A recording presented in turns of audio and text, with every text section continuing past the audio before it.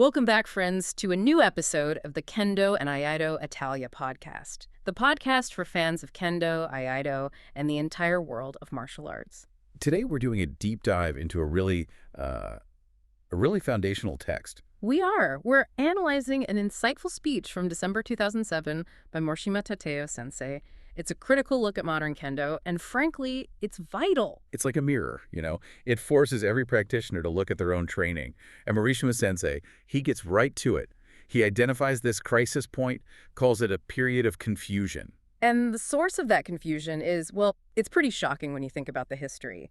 Japanese swordsmanship is all about attack. It's this positive, forward-moving thing. But what he saw then and what's still happening is this drift towards a defensive style. Yeah. It just contradicts the whole core of the art. Right. And that's the mission of this deep dive for you, the listener. We want to understand how this happened and then follow Morishima Sensei's prescription for how to get back to what he calls the Kendo of the spirit. The tension here is just huge.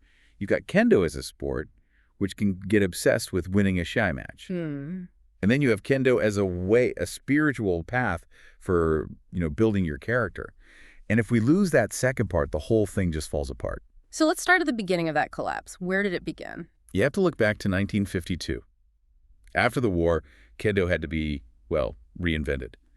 The ZNKR, the All Japan Kendo Federation, made this pivotal decision to teach Kendo in schools, but primarily as a sport. And what was the immediate consequence of that? It just shifted the goalposts completely. If your main objective is just winning the next match, then winning is all that matters, not how you win or what you learn. So Kendo gets reduced to just a set of technical skills for scoring with a shiai. Exactly. Professor Nishiyama wrote about this. He was worried he would turn Kendo into sport Kendo and just hollow out its entire spiritual purpose. Okay, so that sets the stage. But how did this start to look, physically? What was the defensive tactic that Morishima Sensei saw emerge? He talks about this phenomenon called senpumomori. It literally means three-point defense. I think I know what this is. Yeah, it's where a practitioner raises both hands up in their kame to protect all three targets at once, the men, the kote, and the do. It's this very closed, almost hunched posture. Right, and anyone who's fought against that knows how frustrating it is. It just shuts down the fight, turns it into a waiting game instead of that fluid, positive motion. And this is where that competitive side becomes so corrosive. Morishima Sensei points out that this tactic only got popular after a high school used it to win the All Japan Kendo High School Championship. Success validates everything. It does. But Morishima Sensei sees it as a betrayal of the art's spirit. Yeah. And to prove why, he brings in these two monumental historical voices. First is Shimokawa Ushio Sensei. Okay. He made this clear distinction. He said, European fencing is often defensive, using counterattacks, what's called go-no-sen. But Japanese swordsmanship is the opposite. Completely. Japanese style demands sensen no sen. You attack before the opponent even fully starts their own attack. It's defined by this aggressive, positive commitment. And that requires the ultimate sacrifice.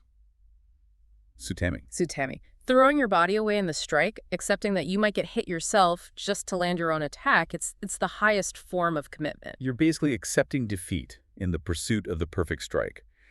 And to hammer that home, he also references Takano Sasaburo Sensei, who said Japanese fencing has no simple parries. No defense. Oh. Not in the way we think of it. Techniques that look defensive, like kiryotoshi or yukenagashi, they're not just locks. They have to flow immediately into an attack. Takano Sensei said if you just block and wait, you're useless. So this defensive block-and-wait mindset is a modern corruption, really. It prioritizes winning over the true martial spirit of tsutami. That's the core of the problem. So the next logical question is, how do you fix something so deep-seated? And Morishima Sensei is actually optimistic. He says it can be fixed quickly. If the instructors lead the way. Exactly. Which brings us to the path of regeneration. And it all starts with the teacher's own development, with this concept from Yagyu Shinkajiryu called sanma no gurai. The three essential stages for an instructor. Right. It's shu, ren, and ku, a necessary sequence. Okay, let's break that down. Shu is the first one. Shu means learning. But specifically, finding a good teacher. Morishima Sensei is so strict on this. He quotes the Zen philosopher Dogen, who said, if you don't have a good teacher, you would do well not to study at all. Wow. That's powerful. It shows the danger of learning from someone who embodies that sport Kendo mentality. Yeah, if your guide is flawed, the character development, the whole reason for Kendo just won't happen. The next stage is Ren. Practice and polishing. Constant practice. For centuries, the mantra was just kaiko, kaiko, theory will come later. You just have to put in the hours endlessly. You internalize the form before you can even start to intellectualize the function. But the real separation, what makes a great instructor, is that third stage, ku. Ku. It's related to kufu, which is this active internal process. It's about designing and building your own understanding through that practice. It's not just mindless repetition. It's deep reflection. Morishima Sensei uses the phrase ichigekisancho to explain it. Right. So if your attack fails, you have to ask yourself why. You reflect on the timing, the spirit, everything. And if it succeeds, you have to ask what made it work. It's like a constant, honest self-audit. A true instructor doing kufu doesn't just say, that was a good men. They say, that men worked because your pressure, your semi, created this tiny hesitation in your opponent. That's the depth that needs to be passed on. So if the instructors get back to those origins, back to the philosophy of shinken shobu, The students will follow. But the definition of kendo itself got so confusing after the war that the masters literally had to write it down. right, which led to the creation of Lo Scopo del Kendo in 1971, the purpose of kendo. Assembled by 11 authoritative sensei. This document is critical. And the purpose, it states, is simple but so profound. The purpose of kendo is to discipline the human character through the application of the principles of the katana. And that one sentence clarifies everything. Keiko and shiai, training and competition, they are the methods. They're not the objective. They're just the tools. The objective is correct character development, which ultimately contributes to society. If you confuse the method-winning matches with the objective building character, you've lost the way. That's a huge point for any martial artist to think about. What are you actually training for? And the document that followed, La Mentalidad del Enseñamiento del Kendo, reinforces this for teachers. Its most crucial section is about the meaning of the shinai. El significado de la shinai. It hammers home that the bamboo sword is spiritually and symbolically the same as a katana. And that's the spiritual link you can't break. Kendo, even as a sport, has to maintain the spirit of shinken shobu, the seriousness of a single deadly strike. If that vanishes, kendo loses all its meaning. Which explains why Morishima Sensei was so alarmed. A defensive style inherently disrespects the shinai as a katana. A katana isn't for blocking, it's for cutting. So the goal becomes moving from a kendo of technique and power to a kendo of the spirit, to be able to show you've won with your spirit through your technique. And he lays out a path for how a practitioner makes that journey. 3 developmental phases. The first is the elementary level. Beginners up to, say, 3rd Dan. At this stage, the focus has to be on 2 things only: frequency of training and kihon, basics. And this is where modern kendo so often fails its students, right? Rushing them into shiai without that solid foundation. Exactly. Morishima Sensei warns that if you skip the basics, you might have some early success. But when you get to the intermediate level, 4th or 5th Dan, you will hit a wall, a hard wall. Because you lack that deep conditioning, you'd have to essentially start over. It becomes impossibly difficult. You know, the great Kenshi Mochida Seiji famously said it took him 50 years to truly acquire the basics. 50 years, that just shows the kind of humility you need. Then you have the intermediate level, 4th, 5th, 6th Dan. This is the hardest, most fatiguing stage. You have to seek out kaiko and shiai everywhere, just constantly challenging yourself. And then finally, the advanced level, 7th Dan and beyond. And this is where the shift happens. It's less about physical output and all about mental mastery. Your kendo mutates from one based on force into one based on the spirit.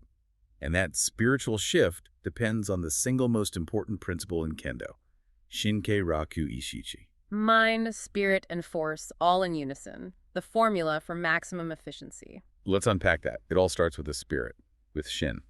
How do you train your spirit to be calm under that kind of pressure? It begins with your breath.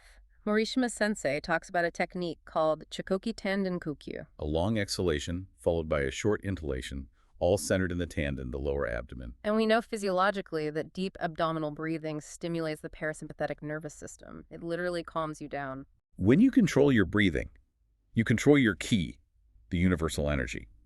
That ki is then channeled from the pandan through your body, out your hands, and into the kensaki, the tip of the sword. So the best way to cultivate this ki isn't just through hard kaiko, but also through periods of stillness, like sisa, seated meditation. Absolutely.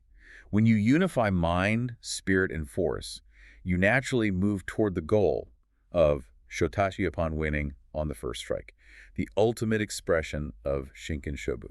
And to get that first strike, you need perfect timing and distance. This brings us to some really high-level concepts, starting with space. There's the physical distance, Mei. And then there's the much more complex mental and temporal space, MA. MA isn't just physical, then. No, it's influenced by kyojitsu, the interplay of truth and falsehood. It's purely psychological.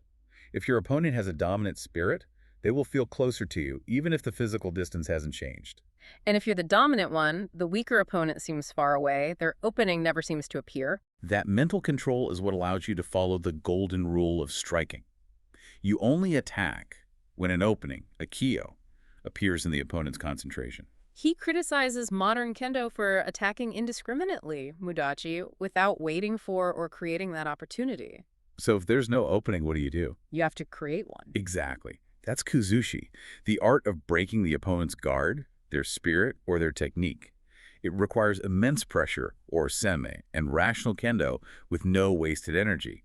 Without actively trying to create kuzushi, you're just flailing. So if you master kuzushi and strike at that perfect moment, the path leads to the highest point of Japanese Kendo, aiuchi no katchi. Winning by simultaneously striking. This is the ultimate expression of sutemi. Both of you attack, knowing you'll both be hit, but the winner is decided by something thinner than a sheet of paper, superior spirit and commitment. The story of Yagi Jubei fighting the Ronin illustrates this perfectly. They both strike an aiuchi, but only Jubei understands what happened. The Ronin just sees that Jubei's sleeve is cut. But he sustained a mortal wound. Jubei let him cut his skin to cut his flesh. The commitment of the spirit is what decides who truly wins that exchange. And to have that kind of commitment, you need the final piece of the puzzle. An unperturbed heart. Mushin. No mind. Precisely. Morishima Sensei, even in his 70s, was focused only on that. The heart has to be like a clean mirror, reflecting the opponent's intentions instantly. Samuro Goro said that if your spirit is perturbed, if that mirror is clouded by fear or doubt, you've already lost, even if you haven't been struck. The mind has to be clear for those spontaneous, perfect strikes to happen. So the final synthesis of Morishima Sensei's message is this incredibly difficult journey. It starts with the commitment of sutemi, the fearless attack, and ends at the destination of aiuchi no katchi. And all of it requires a lifetime of disciplining the heart. Morishima Sensei argues this path was perfected by masters like Yamaoka Tesshu. When asked for the secret of Kendo, he didn't point to a technique. He pointed to semoi. The elimination of fear. And you eliminate fear by reaching shizei-ichi-no, life and death, together, as one. If you, the practitioner, can eliminate the fear of dying, or in our case, the fear of losing a point, what's left? Only mushin, only the clarity to act correctly and spontaneously. And that's Morishima Sensei's final challenge to all of us. Like putting kiai, all your strength and spirit, into your daily path. If you are, that inner clean mirror will open, and you will begin to fulfill the purpose of Kendo. That's the real question you have to mull over the next time you step into the dojo. What are you training for? Thank you again today for listening to our podcast. If you enjoyed it and want to help us continue our work, just give us a little help by liking or subscribing to our channels. Spotify, Audible, YouTube, Podomatic, and all the best podcasting programs, or simply share the podcast to encourage wider sharing. Thanks again, and see you next episode.